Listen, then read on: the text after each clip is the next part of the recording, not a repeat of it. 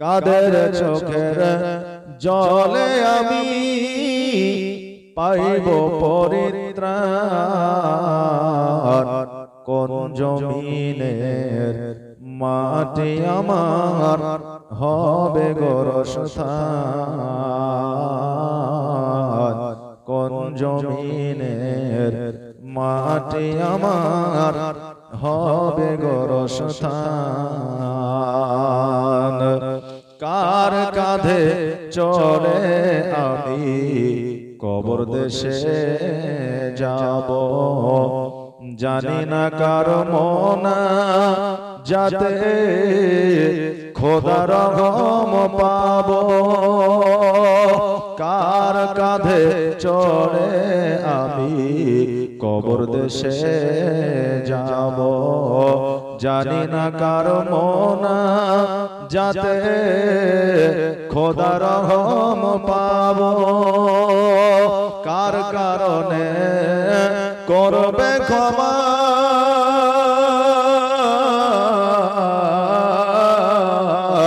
কার কারণে করবে ক্ষমা আল্লাহ মেহেরবান,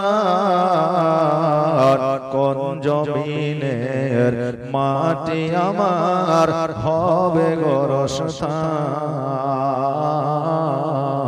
কোন জমিনের মাটি আমার হবে গোরস্থান। কাদের চোখের জলে আমি পাইব পরিত্রাণ,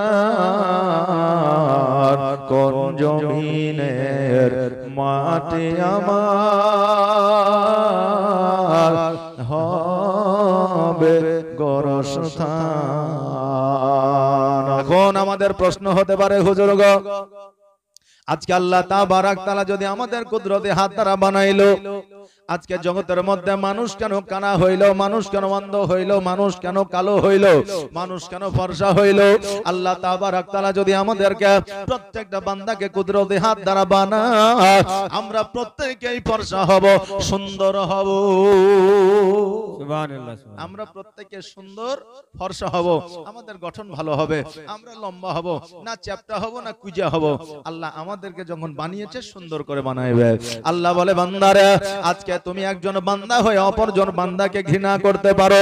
তুমি ধনী হয়েছ, তুমি বড় লোক হয়েছ, তুমি গরিবকে ঘৃণা করতে পারো, কিন্তু আমি আল্লাহ, আমি বান্দাকে যেমন করে বানিয়েছি না কেন, আমি কানা বাজিয়েছি, আমি কানা বানিয়েছি, কুজা বানিয়েছি, আমি ন্যাংরা বানিয়েছি, অন্ধ বানিয়েছি, আমি ফর্সা বানিয়েছি, কালো বানিয়েছি, আমি পৃথিবীর মধ্যে যেমনই বান্দা তৈরি করেছি, প্রত্যেকটা বান্দা আমি আল্লাহ আমার কাছে ভালো। জোরে বলেন সুবহানাল্লাহ।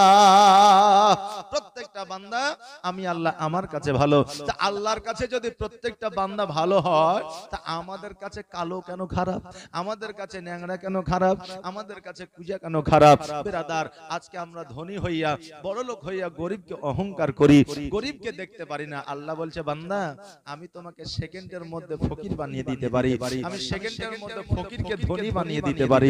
এইজন্য কবি বলছেন, নদীর একুল ভাঙে ওকুল ভাঙে, এই তো নদীর খেলা, সকাল বেলা ধনী রে তুই, ফকির সন্ধ্যা বেলা। আল্লাহ তাবারাক তাআলা মানুষকে সীমিত সময়ের মধ্যে আপনার গরিব বানিয়ে দিতে পারে, আবার সীমিত সময়ের মধ্যে ধনী বানিয়ে দিতে পারে। জোরে বলেন সুবহানাল্লাহ। আমার আল্লাহ তাবারাক তাআলা বলে, বান্দারে, আমি জগতের মধ্যে মানুষকে যেমন করে তৈরি করেছি, প্রত্যেকটা মানুষই আমার কাছে ভালো, প্রত্যেকটা মানুষই আমার কাছে সুন্দর। আমার যাকে যেমন করে তৈরি করতে ভালো লেগেছে, আমার যাকে যেমন করে সৃষ্টি করতে ভালো লেগেছে, আমি আল্লাহ তাকে তেমন করে বানিয়েছি। জোরে বলেন সুবহানাল্লাহ। আজকে জগতের মধ্যে আমরা মানুষ হইয়া মানুষকে ঘৃণা করব না। আজকে জগতের মধ্যে মানুষকে আল্লাহ তাবারাক তাআলা যেটাই দিয়েছে, আল্লাহ ভালোর জন্য দিয়েছে। আল্লাহ কাউকে রোগ দিয়েছে, কাউকে বালা দিয়েছে, আল্লাহ কাউকে সুস্থতা জীবন দিয়েছে, আল্লাহ কাউকে টাকা দিয়েছে, কাউকে পয়সা দিয়েছে, আল্লাহ কাউকে ধন সম্পত্তি দিয়েছে। বান্দারে, প্রত্যেক প্রত্যেকটা জিনিসে আমার আল্লাহ তাবারক তাআলা পরীক্ষা করার জন্য দিয়েছে। আল্লাহ কাউকে সম্পদ দিয়ে পরীক্ষা করতে চায়, আল্লাহ কাউকে টাকা পয়সা দিয়ে পরীক্ষা করতে আছে, আল্লাহ কাউকে রোগবালা দিয়ে পরীক্ষা করতে আছে, আল্লাহ কাউকে সুস্থ জীবন দিয়ে পরীক্ষা করতে আছে। এই আল্লাহর পরীক্ষায় যারা পাশ করে নেবে, আল্লাহর পরীক্ষায় যারা আপনার পরিত্রাণ পেয়ে যাবে, আল্লাহ তাবারক তাআলা কিয়ামতের দিন তাদেরকে ক্ষমা করে দিবে।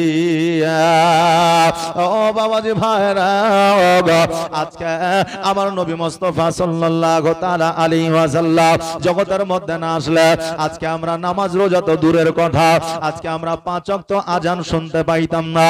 মেরাজের রাত্রিতে আমার নবী মুস্তাফা সপ্তম আসমান ভেদ করে যখন আমার আল্লাহর সঙ্গে দিদার করেছিলেন, যেই দিন আল্লাহর সঙ্গে দিদার করেছিলেন সেই দিনই 5 ওয়াক্ত নামাজ আর 1 মাসের রোজা ফরজ হয়েছিল। জোরে বলেন সুবহানাল্লাহ। আমার নবী মুস্তাফা সাল্লাল্লাহু তাআলা আলাইহি ওয়াসাল্লাম মেরাজের রাত্রিতে মেরাজ কমপ্লিট করে যখন জগতের মধ্যে আসলেন, সাহাবীরা জিজ্ঞাসা করে, ইয়া রাসূলুল্লাহ, ইয়া হাবিবাল্লাহ, নবী গো, আপনি জান্নাত দেখেছেন, জাহান্নাম দেখেছেন, পুলসিরাত দেখেছেন, মিজান দেখেছেন, ইয়া রাসূলুল্লাহ, আপনি আল্লাহর পয়গম্বরদের দেখতেন কেউ যদি কাশ্মীর ঘুরতে যায়, দার্জিলিং ঘুরতে যায়, সে যখন বাড়িতে আসে আমরা তাকে জিজ্ঞাসা করি, বলে কাশ্মীরের মধ্যে বরফ কেমন দেখলে, কাশ্মীরের মধ্যে দেখার মতো জায়গা কি ছিল, আমরা জিজ্ঞাসা করি না, করি না, জিজ্ঞাসা করি। আমার সাহাবী কেরামগণ জিজ্ঞাসা করে, ইয়া রাসূলুল্লাহ, ইয়া হাবিবাল্লাহ, নবী গো, আপনি জান্নাত দেখেছেন, জাহান্নাম দেখেছেন, পুলসিরাত দেখেছেন, মিজান দেখেছেন, ইয়া রাসূলুল্লাহ, নাজারাত কেমন ছিল একবার যদি আমাদের বলতেন আমরা বড় খুশি হইতাম। ওরে আমার বাবাজি ভাইরা, আজকে নবী মেরাজের রাত্রিতে ঊর্ধ্বগমনে গেলেন, আমরা তাকরীরের মাধ্যমে, বক্তব্যের মাধ্যমে আমরা অনেকেই বলে থাকি নবী আমার গিয়েছিলেন, নবী আমার দেখেছেন, নবী আমার দর্শন করেছেন, কিন্তু বাবা রে, আমার নবীজি মেরাজে যায় না।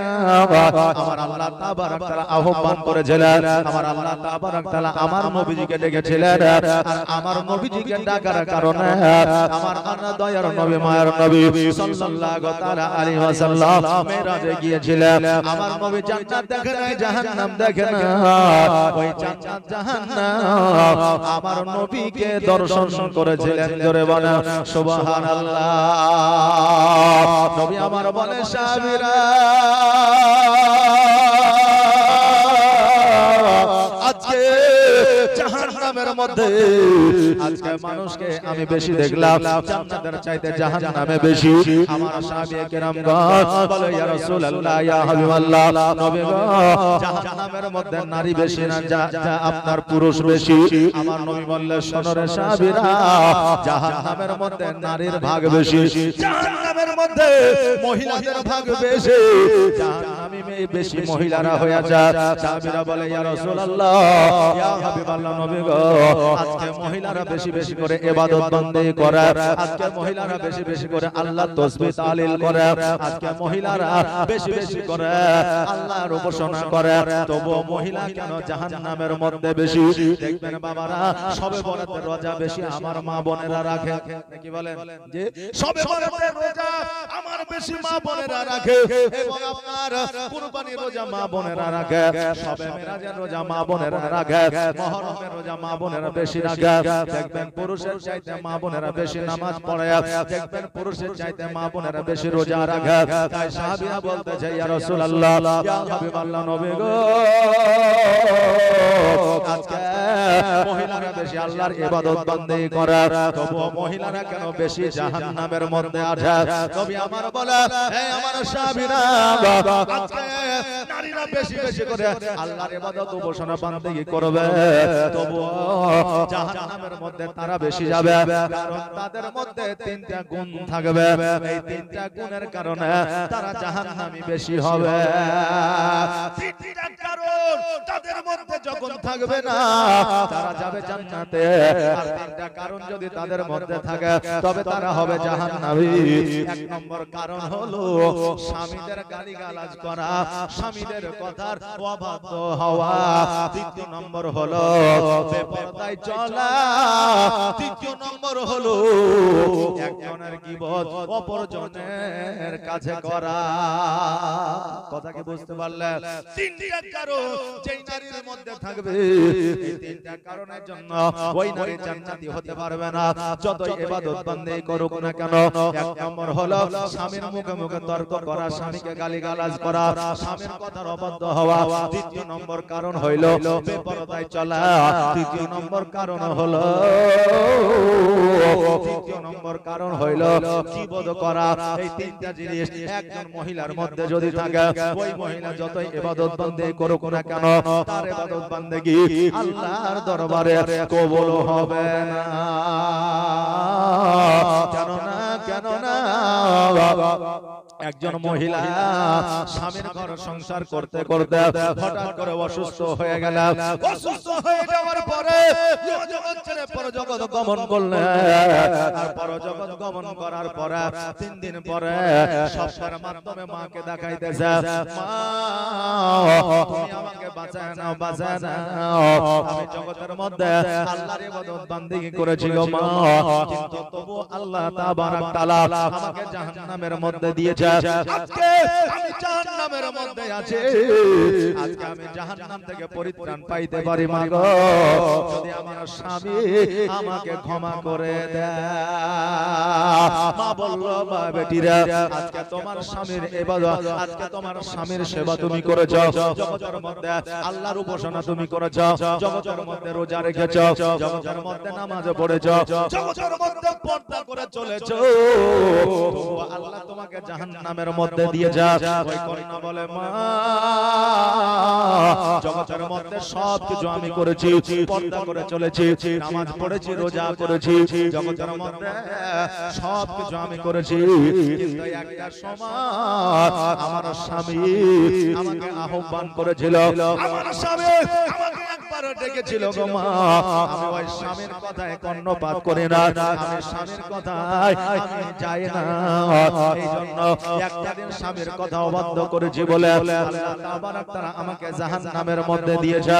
মা গো, সেই দিনটা, সে সময়টা যদি আমার স্বামী আমাকে ক্ষমা করে দেয়, আল্লাহ তাবারক তাআলা আমাকে জান্নাতের মধ্যে দিবে।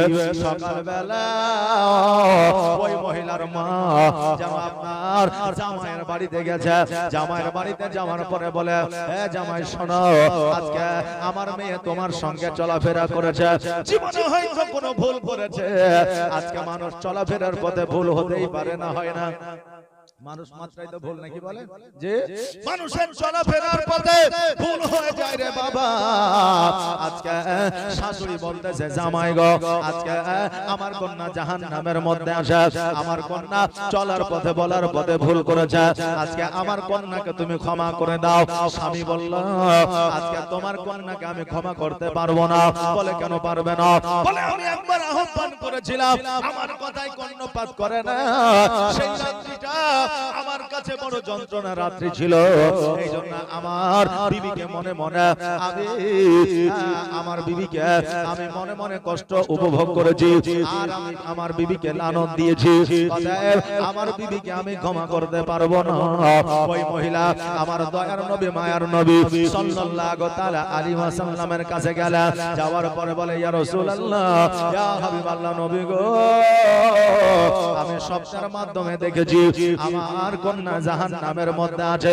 স্বামীর কথায় অবাধ্য হয়েছিল বলে আজকে ওই জামাইয়ের কাছে যাওয়ার পরে আমি যখন আমার কন্যার জন্য ক্ষমা চাইলাম, আজকে ওই আমার জামাই ক্ষমা করলো না। বলে, নামটা কি? বলে, এই নাম। আমার নবীজির সাহাবীকে দিয়ে ডেকে পাঠাইলাম। ওই আপনার লোকটি নবীজির কাছে আসলেন। আসার পরে আমার নবীকে বলে, ইয়া রাসূলুল্লাহ, আজকে আপনি আমাকে কিসের জন্য ডেকেছেন? বলে, শোনো গো, তোমার বিবি তোমার সঙ্গে ঘর সংসার করেছে, তোমার বিবি তোমার সঙ্গে জীবন যাপন করেছে, আজকে হয়তো কোনো না কোনো কারণে ভুল হয়ে যায়, আজকে তুমি ক্ষমা করে দাও। আর আজকে তুমি যদি ক্ষমা না করো, আল্লাহ তোমাকে ক্ষমা করবে না। কেন না? কেন না? একজন বান্দা হইয়া অপরজন বান্দাকে যদি কোনো বান্দা ক্ষমা করে দেয়, আজকে ওই বান্দাকে থাকে আমার আল্লাহ তাবারাক তাআলা ক্ষমা করে দেয়। জোরে বলেন সুবহানাল্লাহ। যখন ওই বান্দা শুনতে পাইল যে আমি যদি আমার বিবিকে ক্ষমা করে দিই আল্লাহ আমাকে ক্ষমা করে দেবে, এই জন্য ওই আল্লাহর বান্দা সঙ্গে সঙ্গে বিবিকে ক্ষমা করে দিল। আর যেমনই ক্ষমা করে দেওয়া ওই মহিলা আবার পুনরায় নিজের মাকে শব্দের মাধ্যমে দেখাই দিয়েছে, মা আমার স্বামী ক্ষমা করে দিয়েছে, আল্লাহ তাবারাক তাআলা আমাকে জান্নাতে দাখিল করিয়েছে। জোরে বলা সুবহানাল্লাহ। আরে আমার বাবাজি ভাইরা, আজকে জগতের মধ্যে আজকে সন্তানের জান্নাত হলো পিতামাতার পায়ের তলা, আর বিবিদের জান্নাত হলো স্বামীর পায়ের তলা। এই জন্য কোন সন্তান যেন কোন পিতামাতার সঙ্গে বেয়াদবি না করে, আর কোন বিবি যেন কোন স্বামীর সঙ্গে বেয়াদবি না করে। কারণ জগতের মধ্যে যত ইবাদত উপাসনা করুক না কেন, যত আল্লাহর নামাজ আর রোজা করুক না কেন, মা বাবার সঙ্গে বেয়াদবি করলে ওই ইবাদত আল্লাহর দরবারে কবুল হবে না। স্ত্রীগণ যদি স্বামীর সঙ্গে বেয়াদবি করে, যত ইবাদত উপাসনা করুক না কেন, আমার আল্লাহর দরবারে কবুল হবে না।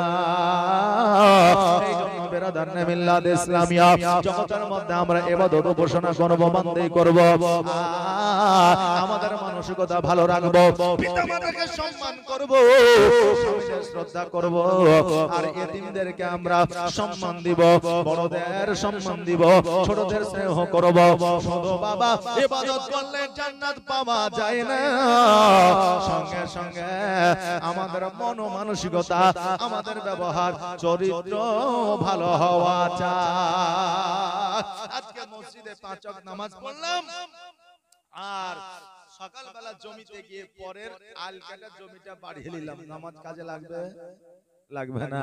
বেরাদার, যে ইমামের পেছনে নামাজ পড়ছে মসজিদের বাইরে এসে ওই ইমামের গীবত করছি, আচ্ছা বলেন নামাজ কাজে লাগবে?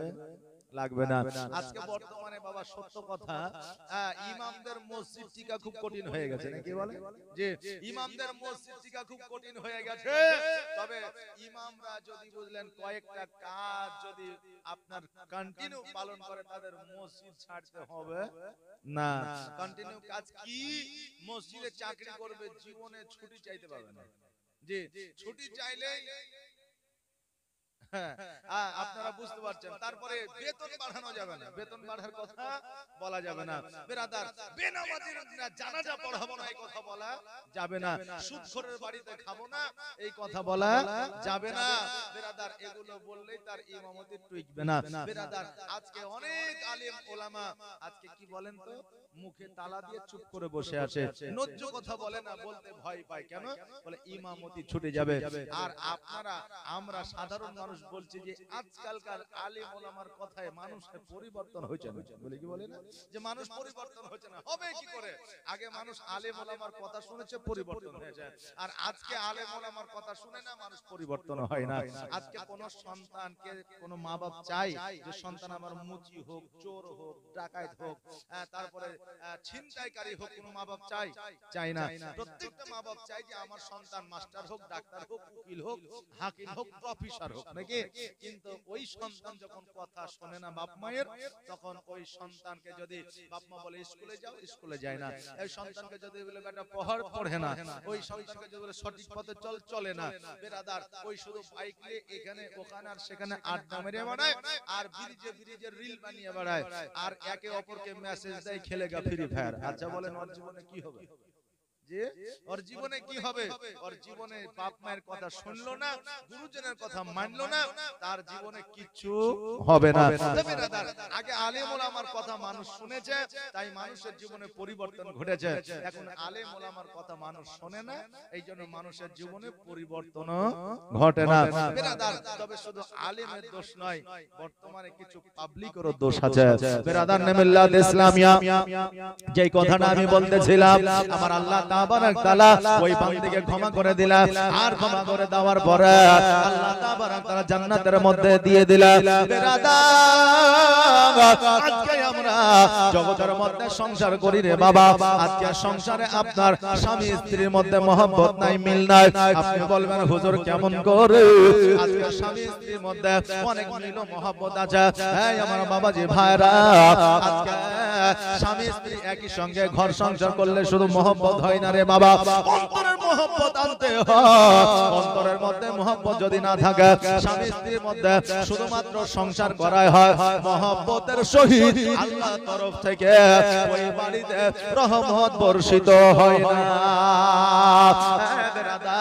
আমার নবী মুস্তাফা সাল্লাল্লাহু তাআলা আলাইহি ওয়াসাল্লাম কেমন করে ঘর সংসার করেছিলেন আপনাদের কাছে একটু তুলে ধরে আমি। আমার নবী মুস্তাফা 22 বছর বয়সে আমার খাদিজাতুল কুবরা রাদিয়াল্লাহু তাআলা আনহাকে যখন বিবাহ করলেন, আমার নবী মুস্তাফা সাল্লাল্লাহু তাআলা আলাইহি ওয়াসাল্লাম খাদিজার জান মুবারকের উপরে মাথা দিয়া যেন আমার নবীজি আরাম করতে আসে। খাদিজা আমার নবীজির যেন চুল মুবারকগুলো নাড়তে আসে। এবার চুল মুবারকগুলো নাড়তে নাড়তে যখন আমার নবীজি ঘুমায় গেলেন, খাদিজাতুল কুবরা রাদিয়াল্লাহু তাআলা আনহা উনিও যেন বাবা ঘুমায় গেলেন। মধ্যরাত্রিতে আমার নবী মুস্তাফা সাল্লাল্লাহু তাআলা আলাইহি ওয়াসাল্লাম উঠে যেন কোথায় যেন চলে গিয়েছে। খাদিজা রাদিয়াল্লাহু তাআলা আনহা উনি যেন ঘুম থেকে উঠে আমার নবীকে দেখতে পাই না। খাদিজা চিন্তা করে, আল্লাহ গো, আমার নবীজি কোথায় গেল? আজকে আমার বাসভবনে ছিল, আজকে আমার ঘরে ছিল, আজকে নবী কোথায় গেল, কোথায় গেল? আমার নবীজিকে যেন খোঁজাখুঁজি করতে আরম্ভ করলে, সারা রাত প্রসাদ খুঁজলে কোথাও যেন আমার নবীকে পাওয়া গেল না। এবার খাদিজাতুল কুবরা রাদিয়াল্লাহু তাআলা আনহা এক পা দুই পা করতে করতে রাজপ্রাসাদ থেকে বাহির হইয়া বন জঙ্গলের মধ্যে যেন আমার নবীজিকে খোঁজাখুঁজি করে। সকাল হইয়া গেল, শুভের সাদেকের সময় আমার নবীজিকে লক্ষ্য করে দেখছে যেন আমার নবীজি পাহাড়ের উপরে সেজদায় পড়ে গিয়ে ইয়া হাবলি উম্মতি উম্মতি বলে কাঁদে। খাদিজা রাদিয়াল্লাহু তাআলা আনহা উনি যেন ওই পাহাড়ের উপরে ওঠার চেষ্টা করে, কিন্তু পাহাড়ের উপরে উঠতে পারে না। এখন পাহাড়ে ওঠার জন্য যেন আপনার সিঁড়ি করে দেওয়া হয়েছে, লিফট বানিয়ে দেওয়া হয়েছে, কিন্তু সেই আমলে কোনো সিঁড়ি ছিল না, কোনো লিফট ছিল না, আপনার ওঠার কোনো রকমের আপনার ব্যবস্থা ছিল না। খাদিজা অনেক কষ্ট করে পাহাড়ের উপরে উঠেছে। পাহাড়ের উপরে ওঠার পরে আমার নবীজিকে ডাক দিয়েছে, ইয়া রাসূলুল্লাহ, ইয়া হাবিবাল্লাহ, নবী গো, আপনি এই জায়গায় সেজদায় রত হইয়া আছেন আর আমার বাড়িতে আপনাকে খুঁজে পাওয়া যায় না, আমি খাদিজা থাকতে পারি না। আমার নবীজি খাদিজার কথা শুনিয়া সঙ্গে সঙ্গে সেজদা থেকে মাথাটা উঠাইলেন। মাথাটা উঠানোর পরে বলে, খাদিজা শোনো, আজকে তুমি এই জায়গায় এসেছো কারণটা কি? আমার খাদিজা বলে, ইয়া রাসূলুল্লাহ, ইয়া হাবিবাল্লাহ, নবী গো, প্রথম রাত্রিতে যেই বিবির ঘরে স্বামী থাকে না, ওই বিবি কেমন করে আরামদায়ক ভাবে ঘুমাইতে পারে? ইয়া রাসূলুল্লাহ, ইয়া হাবিবাল্লাহ, নবী গো, আপনি ঘরে ছিলেন না, আমি খাদিজা খুঁজতে খুঁজতে এই জায়গায় উপস্থিত হয়ে গেছি। নবী গো, আজকে আপনি ঘরে না, আমি কেমন করে ওই ঘরে থাকতে পারি? নবী আমার বলে, খাদিজা, আজকে আমাকে খোঁজার জন্য এসেছো, দ্বিতীয়বার যেন খোঁজার জন্য আর আসিও না। আমি যে জায়গায় যাব, আমি ঠিক তোমার ঘরে গিয়ে পৌঁছে যাব, আমি ঠিক তোমার বাড়িতে পৌঁছে যাব, আজকে থেকে আমাকে খোঁজার জন্য কোথাও যাবে না। খাদিজা বললেন, ঠিক আছে ইয়া রাসূলুল্লাহ, ইয়া হাবিবাল্লাহ। আমার নবী মুস্তাফা সাল্লাল্লাহু তাআলা আলাইহি ওয়াসাল্লাম যখন এই কথা বললেন, আমার খাদিজাতুল কুবরা রাদিয়াল্লাহু তাআলা আনহা দন্দা ঈমান হলেন। আর যেমন দন্দা ঈমান হওয়া, আপনি জানো আমার খাদিজার মুখ থেকে যেন একটু আওয়াজ বের হয়ে আসলো। নবী আমার বলে, খাদিজা, তুমি কেন আওয়াজ করো? খাদিজা বলে, ইয়া রাসূলুল্লাহ, ইয়া হাবিবাল্লাহ, নবী গো, আমি যখন পাহাড়ের উপরে উঠেছিলাম, হামাগুড়ি দিয়ে উঠেছি, আমার হাঁটুতে আর কহিনাতে আজকে ক্ষত বিক্ষত হয়ে গেছে, ওই জায়গাগুলো খাম হয়ে গেছে। নবী গো, আমি যখন দন্দায়মান হলাম ওই জায়গাগুলোতে চোট লেগেছে, আমি এই জন্য আহা করে উঠেছি। নবী আমার বললেন কোন জায়গা?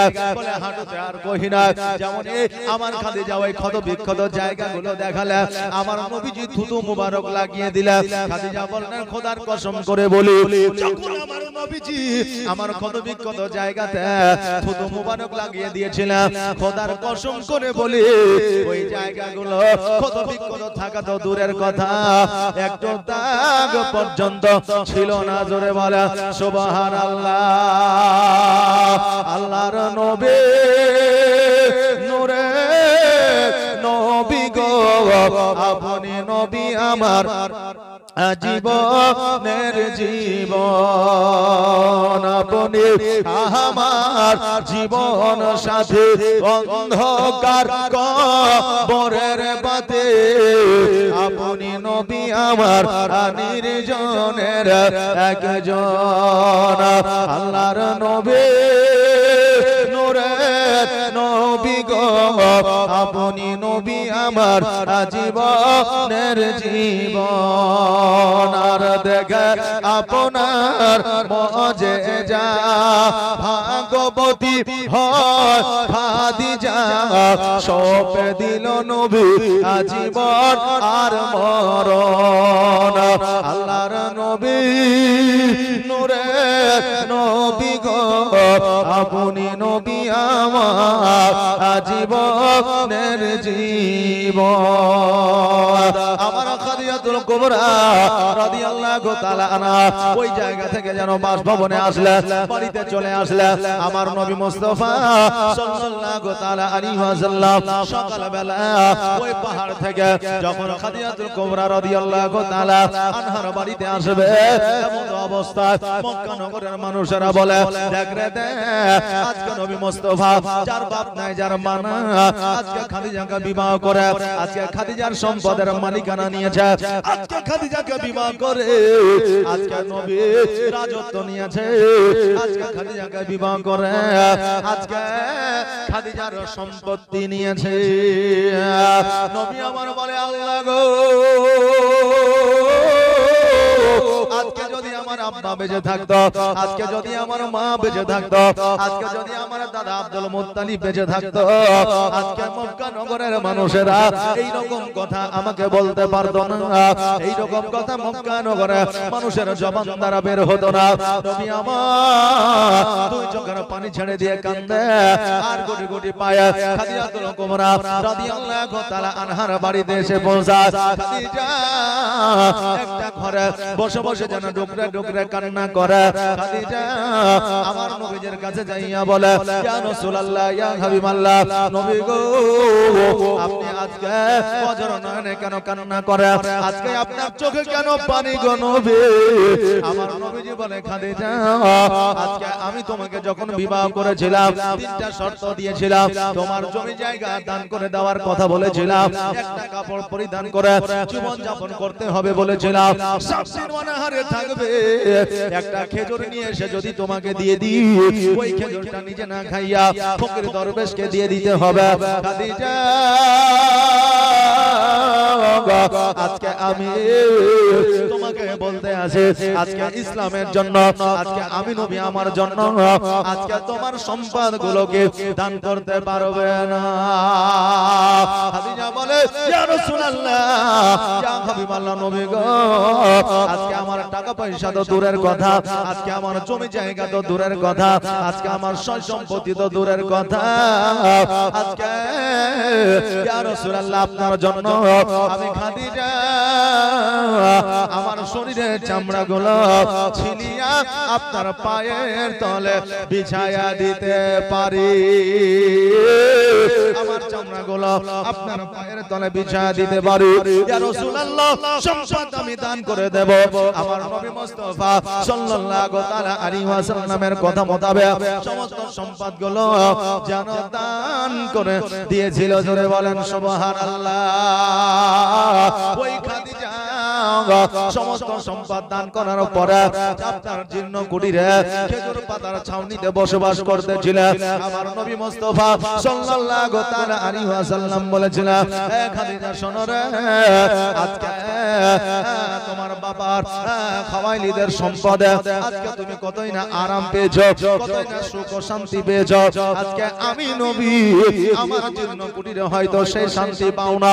খাদিজা বলেছিল, ইয়া রাসূলুল্লাহ, ইয়া হাবিবাল্লাহ, নবী গো, আমার বাবার খাওয়াইলিদের সম্পত্তিতে আমি সুখ ও শান্তি পেয়েছিলাম, এটা ঠিকই, কিন্তু আজকে আপনার খেজুর গাছের ছাউনিতে তার চাইতে 1000 গুণ বেশি শান্তি পাওয়া যায়। জোরে বলে সুবহানাল্লাহ।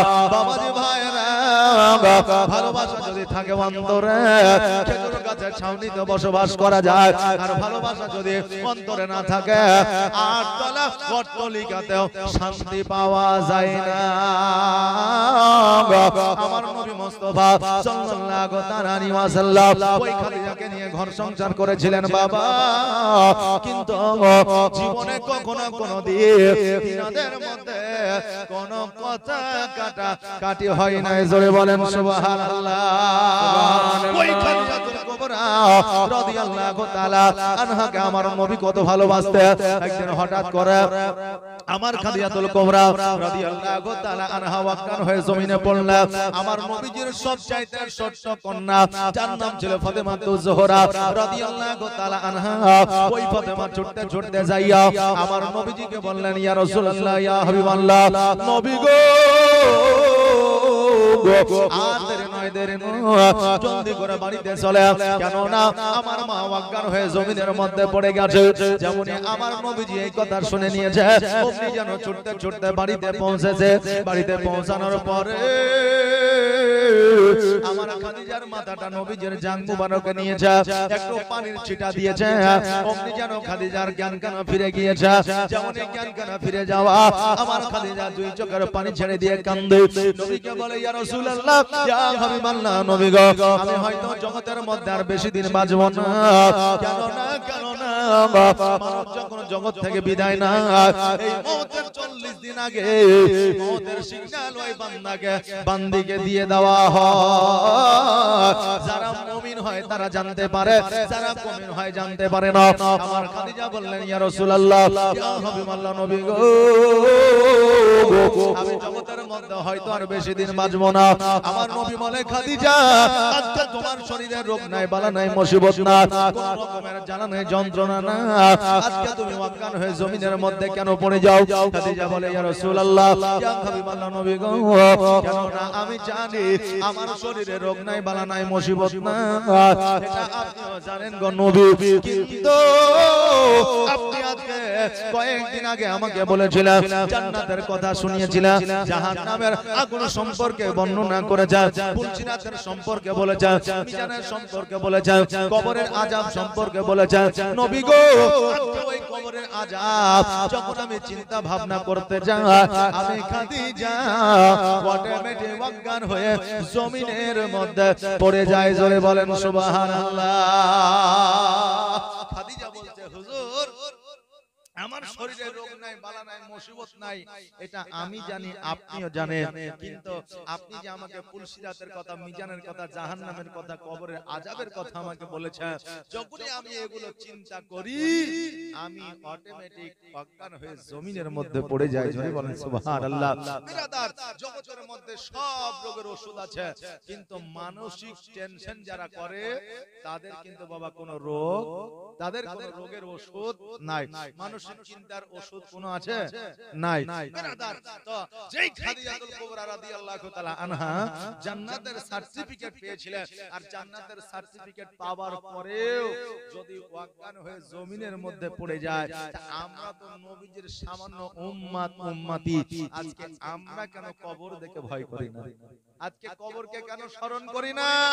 আমার আল্লাহ তাবারক তাআলা রাসূল সাল্লাল্লাহু তাআলা আলাইহি ওয়াসাল্লাম বলেছেন, যারা মওতকে স্মরণ করবে, প্রতিনিয়ত প্রতিদিন মওতকে 70 বার করে স্মরণ করে, আল্লাহ তাবারক তাআলা কিয়ামতের দিন তাদেরকে শহীদের দরওয়াজা দান করে। জোরে বলেন সুবহানাল্লাহ। আরে আমার বাবাজি ভাইরা, আমার মায়েরা, ওই খাদিজাতুল কুবরা রাদিয়াল্লাহু তাআলা আনহা, যারা বাবা আমার নবীজি নবীজিকে বলতেছে ইয়া রাসূলুল্লাহ ইয়া হাবিবাল্লাহ নবী গো আজকে আমার শরীরে রোগ নাই বালা নাই মুসিবত না আমি তবু অজ্ঞান হয়ে জমিনের মধ্যে পড়ে যাই নবী আমার বলে খাদিজা আজকে তুমি কি বলবে আমি নবী আমি নিজেই জানি তোমার শরীরে কোনো রোগ নাই বালা নাই কোনো মুসিবত নাই তবু তুমি অজ্ঞান হয়ে জমিনের মধ্যে পড়ে যাও আমরা বলতে পারি ও হুজুর আজকে নবী মুস্তাফা সাল্লাল্লাহু তাআলা আলাইহি ওয়াসাল্লাম কেমন করে জানতে পারলো বুঝতে পারলো খাদিজার শরীরে কোনো রোগ বালা ছিল না আচ্ছা নবীর চাইতে কি কেউ বড় ডাক্তার ছিল তখনকার আমলে ছিল না এখন আছে নাই কিয়ামত পর্যন্ত হবে না নবীর চাইতে বড় ডাক্তার তখনও কেউ ছিল না এখনো হয় না কিয়ামত পর্যন্ত হবে না নবী আমার বিনা এক্সরে বিনা রক্ত পরীক্ষা করাতে বিনা সিটি স্ক্যানে বিনা এমআরআই আমার নবী মানুষের রোগ ধরে ফেলতে জোরে বলে সুবহানাল্লাহ আমার নবীজি বলে খাদিজা আজকে তোমার শরীরে কোনো রোগ নাই বালা নাই মুসিবত না আজকে তুমি অজ্ঞান হয়ে জমিনের মধ্যে পড়ে যাও খাদিজা বলে ইয়া রাসূলুল্লাহ ইয়া হাবিবাল্লাহ নবী গো কবরের কথা যখন আমি চিন্তা করি আমি তখনই অজ্ঞান হয়ে জমিনের মধ্যে পড়ে যাই আমার নবী বলে খাদিজা আজকে তোমাকে জান্নাতের সার্টিফিকেট দিয়েছি আজকে তুমি জান্নাতের সার্টিফিকেট পেয়েছো কবরের ডান দিকের মাটি বাম দিকের মাটি তোমাকে চাপ দিতে পারবে না জাহান্নামের আগুন তোমাকে স্পর্শ করতে পারবে না আজকে আল্লাহ তাবারাক তাআলা আজকে তোমাকে জাহান্নামের মধ্যে দেবে না ও খাদিজা তুমি চিন্তা করিও না নবী আমার যখন এই কথা বললেন খাদিজা বলে ইয়া রাসূলুল্লাহ ইয়া হাবিবাল্লাহ নবী গো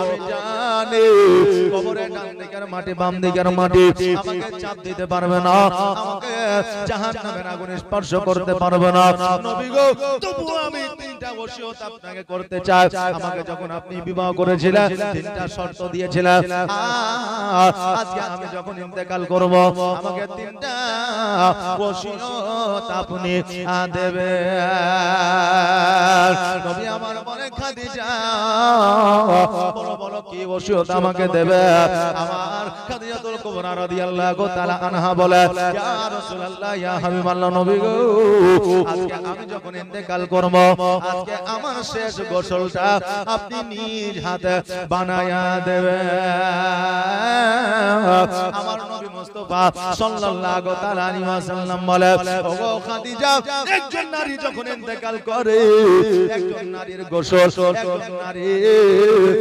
একজন নারী দেয় আমি কেন তোমার গোসল দেব খাদিজা বলে ইয়া রাসূলুল্লাহ আজকে আপনি আমাকে গোসল দেবেন এই কারণে আমাকে যদি কোনো নারী গোসল দেয় আজকে ওই নারী আমাকে নিয়ে আলোচনা সমালোচনা করবে নবী গো আজকে জগতের নারীরা আমাকে দেখা তো দূরের কথা আজকে পুরুষেরা দেখা তো দূরের কথা আজকে জগতের নারীরা আমাকে দেখে না আমার খাদিজা কত পর্দা করে চলেছিল রে বাবা যে নারীরা পর্যন্ত আমার খাদিজাকে দেখতে পায় না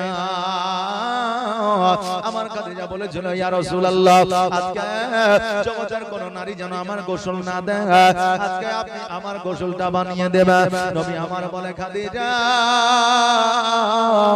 যাও যাও যাও আমার আমি তোমার প্রথম ওসিয়ত মেনে নিলাম তোমার মওতের পরে তোমার শেষ গোসলটা আমি নবী বানিয়ে দেব জোরে বলে সুবহানাল্লাহ ও খাদিজা বলো বলো তোমার দ্বিতীয় ওসিয়তটা কি আমার খাদিজাতুল কুবরা রাদিয়াল্লাহু তাআলা আনহা বললেন ইয়া রাসূলুল্লাহ ইয়া হাবিবাল্লাহ আমি যখন ইন্তেকাল করব আমাকে জগতের কাফন দেবেন না আমাকে জগতের কোন নতুন কাপড় দেবেন না জগতের কোন দোকান থেকে কাপড় নিয়ে আসবেন না আমি যখন ইন্তেকাল করব আপনার পুরানো জুব্বা মোবারক দিয়া আমার জন্য কাফন বানায়া দিবে আপনার পুরানো জুব্বা দিয়া আমাকে কাফন দিয়ে দিবেন গো নবী আজকে জগতের কোন কাপড় নতুন আমাকে দেবেন না আমার নবী বললেন খাদিজা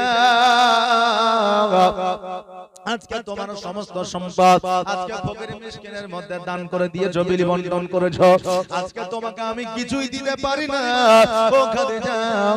আজকে শেষ সময়ে একটা কাপড় নতুন তোমাকে আমি দিব মনে করেছিলাম, তবে তুমি পুরানো জুব্বা কেন চাও? খাদিজা বলে, ইয়া রাসূলুল্লাহ, ইয়া হাবিবাল্লাহ, নবী গো, আপনার জুব্বা মুবারকের পাওয়ার আমি জানি, আপনার জুব্বা মুবারকের ক্ষমতা আমি জানি।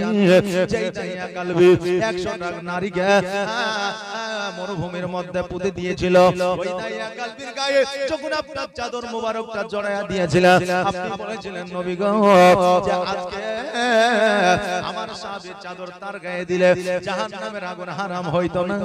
আজকে আমি নবী আমার চাদর তার গায়ে দিয়েছি বলে তার জন্য জাহান্নামের আগুন হারাম হয়ে গিয়েছে। নবী গো, আজকে আপনার জুব্বা মুবারক দিয়া যদি আমার কাফন বানায়া দেন গো নবী, আমাকে কবরে ডান দিকের মাটি বাম দিকের মাটি চাপ দিতে পারবে না। এই জন্য জগতের কোন কাপড় আমাকে দেবেন না, জগতের কোন নতুন কাপড় আমাকে দেবেন না, আপনার পুরনো জুব্বা মুবারক দিয়া আমার কাফন বানায়া দিবেন। নবী আমার বলে, খাদিজা তোমার দ্বিতীয় ওসিয়ত পূরণ করব। বলো বলো তোমার তৃতীয় ওসিয়তটা কি? খাদিজা বলে, ইয়া রাসূলুল্লাহ, ইয়া হাবিবাল্লাহ, নবী গো, আমি যখন ইন্তেকাল করব আমাকে কবরে যেন কোনো মানুষ না নামায়, আমাকে শেষবারের মতো কবরে আপনি নামায়া দিবেন, আর আমার জন্য একবার দোয়া করে দিবেন। জোরে বলে সুবহানাল্লাহ। নবী আমার বলে, খাদিজা আজকে আমি কেন তোমাকে কবরে নামাইবো? খাদিজা বলে, ইয়া রাসূলুল্লাহ, ইয়া হাবিবাল্লাহ, নবী গো, আপনার পায়ের ছোঁয়া আপনার কদমের ছোঁয়া যদি আমার কবরে লেগে যায়, ওই কবরে মুনকার নাকির আসবে না। জোরে বলো সুবহানাল্লাহ। আমার নবী মুস্তাফা সাল্লাল্লাহু তাআলা আলাইহি ওয়াসাল্লাম বিবিকে কত ভালোবাসতেন দেখা। আমার নবী বললেন, খাদিজা আমি তোমার তিনটা ওসিয়ত পূরণ করব, তুমি কোনো প্রকারে চিন্তা করিও না। খাদিজাতুল কুবরা রাদিয়াল্লাহু তাআলা আনহা একবার নয়, দুইবার নয়, তিনবার ওয়াজ্ঞান হয়েছিলেন। আর যেমনই ওয়াজ্ঞান হয়েছিলেন, এই তিনবার ওয়াজ্ঞান হওয়ার পরে আর জ্ঞান ফিরে না। খাদিজাতুল কুবরা রাদিয়াল্লাহু তাআলা আনহা ইহ জগৎ ছেড়ে পর জগৎ গমন করেছিলেন। পড়ো, ইন্না লিল্লাহি ওয়া ইন্না ইলাইহি রাজিউন। আমার খাদিজাতুল কুবরা রাদিয়াল্লাহু তাআলা আনহা ইহ জগৎ ছেড়ে পর জগৎ গমন করেছেন। আমার নবী মুস্তাফা সাল্লাল্লাহু তাআলা আলাইহি ওয়াসাল্লাম বাবারে আমার মা খাদিজাতুল কুবরা রাদিয়াল্লাহু তাআলা আনহার গোসল বানায়া দিলেন। আমার নবীজির পুরানো জুব্বা দিয়া আপনার কাফন বানায়া দিলেন। আর কাফন বানায়া দেওয়ার পরে আমার নবীজি খাদিজাকে কবরের কাছে নিয়ে গেলেন, কবরে নামায়া দিলেন, আল্লাহর দরবারে দোয়া করলেন, আল্লাহ এই খাদিজা ইসলামের জন্য, আজকে মসজিদের জন্য, আজকে আমি নবী আমার জন্য যত সম্পদ ছিল, টাকা পয়সা ছিল, যত বাড়ি ছিল, যত জমি জায়গা ছিল, সব কিছু দান করে দিয়েছে। আল্লাহ গো, আজকে খাদিজাকে তুমি জান্নাতবাসী করে দিও। আল্লাহ বলে, হাবিব আজকে খাদিজাতুল কুবরা রাদিয়াল্লাহু তাআলা আনহাকে আমি জান্নাতি দেব। তবে নবী গো, আপনি যখন হাত দুখানা তুলেছেন, আমি আজকে আপনার দোয়া ফিরায় দিই না, কালকে দিব না, কিয়ামত পর্যন্ত ফিরায় দেব না। যাও যাও যাও, আমি খাদিজার কবরে জান্নাতের বিছানা বিছা দিলাম। জোরে বলুন সুবহানাল্লাহ। আরে আমার বাবাজি ভাইরা, খাদিজার কবর থেকে আমার নবীজি উঠায়া দাফন করে দিলেন। ওই কবর থেকে একদিন নয়, দুই দিন নয়, তিন দিন নয়, 7 দিন পর্যন্ত খাদিজার কবরের কাছ থেকে কোথাও নবী যায় না। আল্লাহ বলে, হাবিব গো, আপনি যদি এইভাবে খাদিজার কবরের কাছে থাকা, আমি দুনিয়ার আগে নিয়ে যাব না, এই কাল থেকে কিয়ামত ঘটায় দিব। নবী আমার বলে, আল্লাহ গো, জগতের মধ্যে এসেছি আমি ইসলামের প্রচার ও প্রসার করার জন্য। আজকে আমি আর খাদিজার কবরের কাছে থাকব না, আমি ইসলামের প্রচার ও প্রসারের জন্য আমি অন্য জায়গায় পাড়ি দিয়া দিব। আরে আমার বাবাজি ভাইরা, আমার নবীজি খাদিজাকে কত ভালোবাসতেন, 7 দিন পর্যন্ত কবরের কাছ থেকে কোথাও যায় না। আর আজকে আমাদের বিবিরা অসুস্থ হইলে আমরা ওই বিবির দিকে একবার লক্ষ্য করি না। কেন না জগতের মধ্যে একজন বিবি হলো স্বামীর জন্য আল্লাহর তরফ থেকে নিয়ামত। জোরে বলেন সুবহানাল্লাহ। আল্লাহ বললেন ওয়া আম্মা বিনিমাতি রাব্বিকা ফাহাদ্দিস। আল্লাহ বলে বান্দা বান্দি রে, তোমরা যারা আমার নিয়ামতের প্রশংসা করো, আমি আল্লাহ আমার প্রশংসা করা হয়। জোরে বলেন সুবহানাল্লাহ। আজকে যে খাদিজা জান্নাতে আপনার জান্নাতি হয়েছে, যে খাদিজা এত সম্পদ দান করে দেওয়ার পরেও কবরকে ভয় করেছে, আজকে আমাদেরকেও ইহ জগৎ ছেড়ে বাবা পর জগৎ যাইতে হবে, মরতে হবে একদিন। তোমায় ভুলে যেও না, হবে মাটির বিছানা গো তোমার আসল ঠিকানা। মরতে হবে একদিন, তোমায় ভুলে যেও না। বাকিরও সিস্টেম আছে নাকি? হ্যাঁ, বাকি সিস্টেম আছে। তাহলে বাকি সিস্টেম থাকলে খাতাটার কলমে মায়েদের দিকে দিয়ে পাঠিয়ে। হ্যাঁ, আমার মা বোনেরা কালকে নাহলে পরশু, নাহলে তার পরের দিন, নাহলে তার পরের দিন, নাহলে মাসে মাসে 100 টাকা করে দিয়ে যান। এর চাইতে বড় অফার আর কিছু নাই, নাকি বলে? জি সুবহানাল্লাহ। আমার মা বোনদের বলেছি, মারে 5টা মা আমার 500 টাকা করে দিবে, বেশি চাপ নাই। সিমেন্টের প্যাকেট আপনারা দিতে পারেন, মাদ্রাসায় যেহেতু কাজ আছে, সিমেন্টের প্যাকেটও আপনারা দিতে পারেন, 2টা 5টা 7টা 10টা। জি জাযাকাল্লাহ, মাশাআল্লাহ, বারাকাল্লাহ। একটু চটজলদি তাড়াতাড়ি করে। জি মোহাম্মদ মাতাহার, সুবহানাল্লাহ, জাযাকাল্লাহ, মাশাআল্লাহ, বারাকাল্লাহ। মোহাম্মদ মাতাহার সাহেব 500 টাকা দান করেছে। নারে তাকবীর, নারে রিসালাত, মাসলাকা আলা হযরত। জোরে বলে জিন্দাবাদ, জিন্দাবাদ। 500 টাকা দান করেছে মাতাহার সাহেব। এই দেখেন, আর 2টা ভাই আমার একটু তাড়াতাড়ি করে আসেন তো, জলদি করে আসেন। আল্লাহ টাকা পয়সা ধন সম্পদ অনেককে দিয়েছে, দেওয়ার মতো ক্ষমতা অনেকেরই আছে। হ্যাঁ, দেওয়ার মতো ক্ষমতা অনেকেরই আছে। 500 টাকা করে, বেশি বলিনি বাবা, 500 টাকা করে এই নবীর ঘর মাদ্রাসার জন্য একটু তাড়াতাড়ি করে আমার মায়েদের দিকে একটা খাতা পাঠান না জি। হ্যাঁ, মায়েদের দিকে একটা খাতার একটা কলম পাঠান। আমার মায়েরা তো এখানে উঠে এসে লিখিয়ে দিতে পারছে না, নাকি বলে? যে ওখানে যান, নিশ্চয়ই আমার মায়েরা দিবে, কারণ এই মায়েরা হলো খাদিজার জাত। যে খাদিজা সব সম্পত্তি দান করে দিয়েছিলেন, তা আমার মায়েরা তো শুধুমাত্র আপনার 500 টাকা দিবে, নাকি? যে আমার মায়েরা শুধু 500 টাকা দিবে। এই মা 500 টাকা করে 5টা মা আমার যদি দেয়, তাহলে এই মায়েদেরকে আমি বলে দিয়ে যাব, মায়েদের মধ্যে 3টা রোগের মধ্যে একটা রোগ যদি থাকে, তবে ওই মায়ের রোগটাই হলো জান্নাতি হওয়ার লক্ষণ। জোরে বলেন সুবহানাল্লাহ। এই 3টা রোগ কি কি আমি মায়েদেরকে বলে দিয়ে যাব। এই দেখেন, মাওলানা সাহেব যাচ্ছে, মাওলানা সাহেবকে নামটা শুধু লিখিয়ে দিবেন। এই মৌলভী সাহেব, নাম তো লিখবেন, সাথে স্বামীর নাম লিখবেন, না হলে বাপের নাম লিখবেন, হ্যাঁ, না হলে তার ঠিকানা লিখবেন, না হলে শুধু নাম লিখে নিয়ে পরের দিন আবার ধুনিয়া বাড়ায়, নাকি? সুবহানাল্লাহ। হ্যাঁ, এই দেখেন, আমার মায়েরা এই দেখেন, একটা কোরআন শরীফের হাদিয়া দিতে পারেন, সিমেন্টের প্যাকেট দিতে পারেন, 500 টাকা দিতে পারেন। যে একটু তাড়াতাড়ি করে জলদি করে দিবেন। সুবহানাল্লাহ, মাশাআল্লাহ। এই দেখেন, একজন ভাই আমার জানালার গ্রিল দিব বলেছে, যে আর একটা ভাই জোড়া হওয়া যাবে না? আর একটা ভাই জোড়া হয়ে যেতেন। যে আজকে বোতলবাড়ি বাজারে গেলে চ ভাই ঘুরে আসে, দেন কি নাম? আজাদ। সুবহানাল্লাহ, নারে তাকবীর, নারে সালাত। আব্দুল আজাদ সাহেব জিন্দাবাদ। জানালার গ্রিলের দাদা, জোরে বলি জিন্দাবাদ। যা সাহেব জানিয়াতে করেছে দান, দানকে কবুল করো করো আমার। যোগ্য বাপে যোগ্য সন্তান এখানে ছিল, আর ছিল কি না ছিল দেখো, দানে বোঝা গেল। সুবহানাল্লাহ, মাশাআল্লাহ, বারাকাল্লাহ। আরে আমার বাপজি ভাইরা, আজকে মাদ্রাসার জন্য দেবেন, তলবে ইলমরা পড়বে, আলেম ওলামারা এই মাদ্রাসা আপনার শিক্ষকতা করবে, সাদকা জারিয়া হিসাবে আপনার কবরে আমার আল্লাহ নেকি পৌঁছে দিবে। জোরে বলেন আমিন।